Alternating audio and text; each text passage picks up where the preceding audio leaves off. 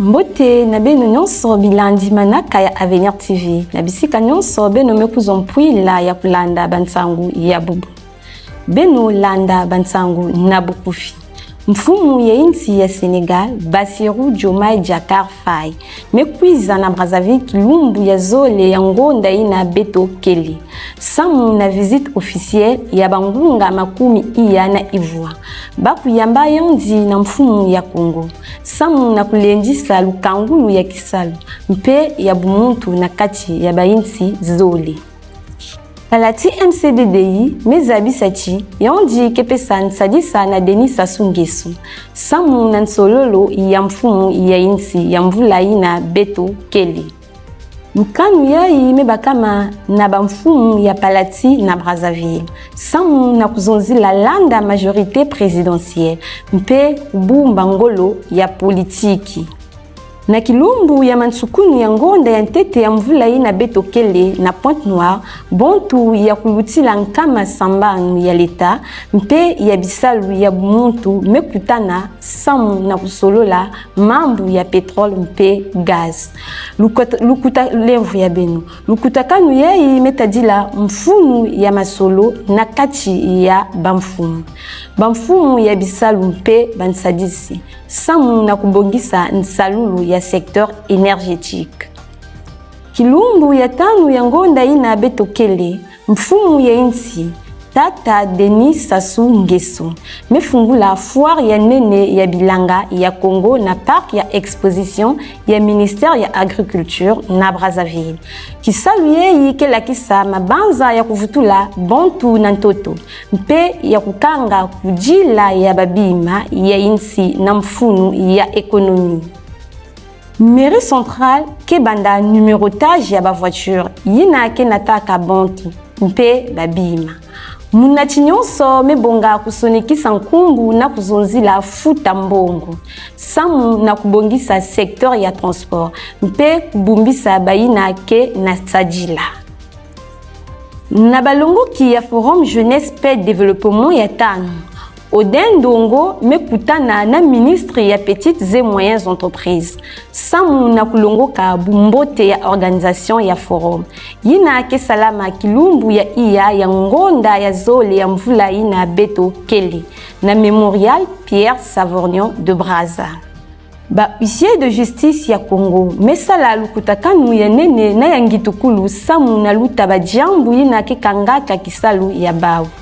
Beno landa reportage ya grâce au SEMA. Il s'est tenu ce samedi 31 janvier 2026 une assemblée générale extraordinaire des huissiers de justice en République du Congo. Vu le règlement intérieur de la Chambre nationale des huissiers de justice, cette assemblée générale porte sur l'entrave à l'exécution portant institution de la profession des huissiers de justice au Congo. L'Assemblée demande aux huissiers de justice de s'abstenir, d'exécuter, de signifier, de notifier ou de transmettre par quelque manière les réquisitions ou les décisions du parquet portant suspension de l'exécution d'une décision de justice. Vous savez qu'aujourd'hui, le grand combat que nous sommes en train de mener, c'est contre l'usurpation de nos attributions par les greffiers et autres. C'est difficile. Moi, j'étais dernier au moins interpellé au ministre parce que j'avais cru au ministre, vu ce que vous nous apportez. J'avais cru au ministre pour dire que les greffiers sont en train d'usurper nos attributions, de pratiquer les saisies, quoi, c'est pas normal. On m'a dit, oui, on vous écoute à l'expression, mais quelle est l'option que vous proposez? Vous n'êtes pas partout. J'ai dit non.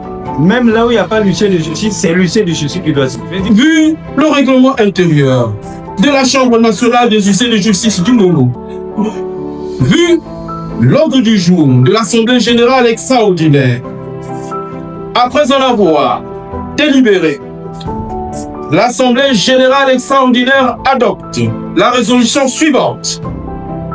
1.